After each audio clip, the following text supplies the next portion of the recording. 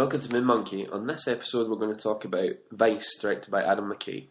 So Vice basically tells a story of George Bush's vice president, Dick Cheney, and goes right the way back to his early life in the 60s, through his time working at the Nixon White House, working for the George Bush Sr. During his time in office, and then on to I guess what he's most well known for is when he was vice president and amassed a lot of power in the Bush White House. Yeah. And in some ways sort of rewrote the rules of what the powers of the vice president were and what the powers of the president were, and became a very unpopular figure, I would say, due to his role in the Iraq War and these kind of scandals that were floating around. Managed to amass a vast personal fortune.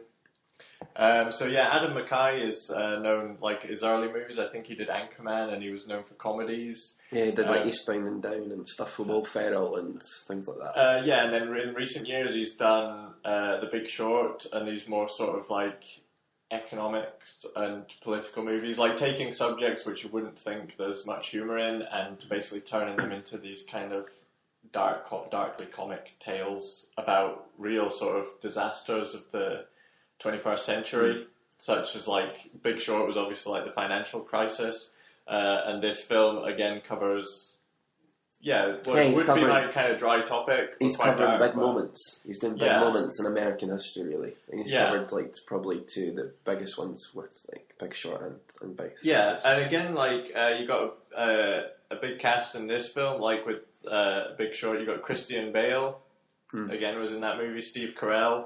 Christian Bale, who plays Dick Cheney, has won a lot of plaudits for his role, his performance. He really went for it, like he did in The Machinist, like, but the opposite, obviously, because he put on a lot of weight and he shaved his head, and he really kind of went for the role. Yeah. And plays him in like a few different stages of life, which I thought was interesting. Yeah, and really kind of captured a lot of his essence. And they do have, like you said, Steve Carell, who's playing Donald Rumsfeld, who kind of gives Dick Cheney his break in the movie, and how he followed into Donald Ford's government, which was interesting as well. And you've got Amy Adams playing Lynn, his wife. Yeah, I thought that was one of the best performances, or one of the performances that probably isn't going to get as much hype as the other ones, because in some ways, like, she is a supporting character, but she kind of is a good foil to Dick Cheney. Because, like, this has been kind of a talking point of how much the portrayals are caricatures or, like, real life. But I felt like Amy Adams was one where she's just playing it pretty straight throughout. Like, it's humorous, but the others are kind of playing them as larger-than-life characters, particularly Sam Rockwell's George Bush, who's really hamming up, like, the humour in it. He says he was channeling Elvis when he was doing it as well. Yeah, he was going for like a bit. He's eating chicken wings and just Well, yeah, I can see that. But Christian Bale thanked Satan for his inspiration for his performance of Dick Cheney. See, I heard that he wanted to take it out of politics as much as he could. Christian Bale wanted to take it out of like his politics as much as he could and play it. Really get into the mindset of why Dick Cheney was doing it. I think like it's more than just, because I went in and I thought it's going to be a movie about his vice presidency with George W. Bush, and it wasn't. It was like his whole life and leading up to that, and obviously that as well. But I felt like it was kind of like a love story between him and Lynn as well, because you had like, without Lynn, although you're saying like she was supporting, but without her, you wouldn't have had Dick Cheney in a way, because she pushed him to become what he could become, and he went from being like a drunk and in jail to the youngest chief of staff. Yeah, like that was one thing. Like I felt like it didn't do enough on getting into like why he ended up doing what he did. Like it didn't really get to the root of that or explain it. Well, for me, I felt like it was Lynn. I felt like that was the explanation, because he didn't want to lose her, and the only way he could keep her was to change his life and really go for it. Oh, like, yeah, I understand why, like, he didn't go down the route of becoming a drunk, but, like, his whole sort of lust for power and very, like, hardcore conservative values, like, I didn't really get a sense of where that was coming from. It seemed like he already had it, and he just kind of got more and more so power hungry as it went on. I think he was the first Republican in this family for generations. Yeah. Like, it wasn't like he grew up a Republican. That's what he saw the way. But that's the thing, it's like, but, yeah. like, well, what was the inciting incident? What was the thing that, like, put him on that path, or convinced him that was right? Yeah, from the movie, it was just like he met Donald Rumsfeld, wasn't it? And then he decided, I'm a Republican. Yeah, that guy really speaks to me. I Well, suppose it felt like to me, like, if I was to point at anything, it was just that he was the allure of power, that you realise how much power you could actually attain for yourself. And that was the thing. One thing that I did like was his relationship with his daughter, especially, was it Mary? His daughter turned out to be homosexual, and obviously that's, like, not a great thing if you're running for a Republican who are very anti-gay marriage. Yeah, and I thought, like, throughout it, they did a good job. I suppose that was, like, to not paint him as completely evil. It was like, well, look, he does care for his daughters. Like, I really feel like, I thought we'd be going in, it would just be totally looking at it and ridiculing Dick Cheney, who is quite, I would say to a lot of people, quite unknown and secretive guy, not a very flashy in the spotlight. As much as when I think back to that time when I was growing up, I really just thought I knew the name, but George W. Bush in the spotlight, it's him.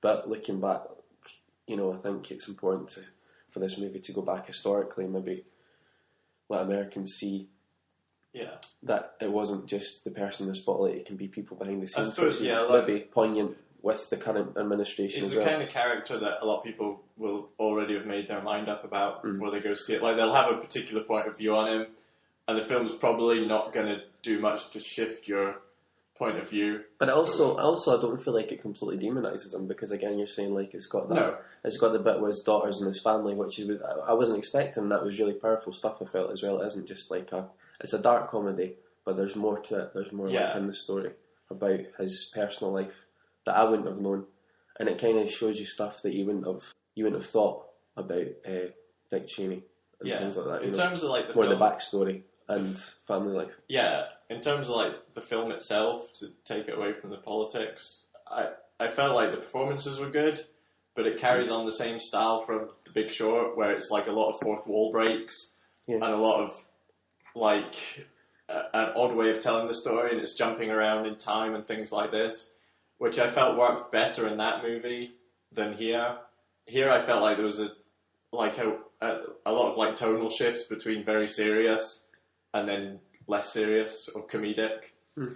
That, like, I felt it worked well there, but here it was sort of undermined the film a little bit, because there were parts where, like, it was showing you what happened in the Iraq War, and there were a lot of people got killed, and I felt like it didn't always play very well against the sort of comedy or the dark I know it was, like, dark comedy, but it's like, when it's that serious, it's a tough balance to pull off. I think it was like, it was also, I left it, for me personally, there was the comedy, but it also left me like a bit of anger about, like, how power could be wielded behind the scenes, and that kind of level. So I know what you're saying totally, but for me, like, it really worked, and I really enjoyed it. But I think they would have got that. Like, I think the performances were so good at, like, pulling off the balance between dark and light and so kind of humorous and serious.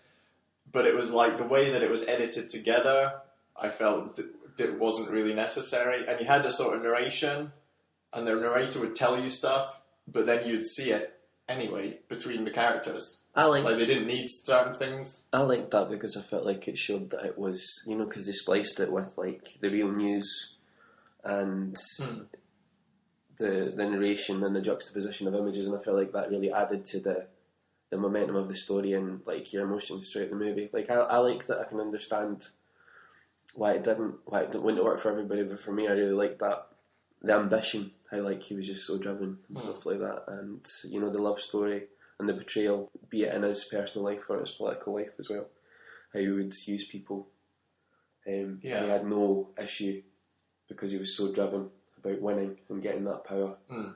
And you know, like, as much as you could say it critiqued him and wasn't, I don't think it demonised him. I think it gave enough of it to understand that Dick Cheney's viewpoint.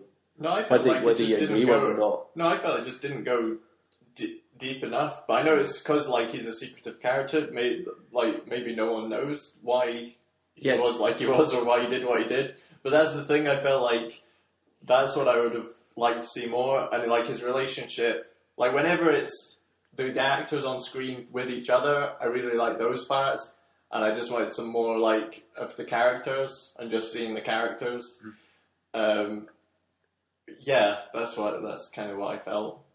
Like it's hard to pinpoint because I know that's just a matter of taste. Like some people maybe love the style of this and how it's done. I did, but for me, I just found it a bit distracting from the performances and from the story. Well, I thought it just like added to it because it gave it more of that real kind of feeling when you put in like the real news aspects and things like that. But yeah, I think it's a really interesting concept. It's a movie that I thought I didn't really think I'd see.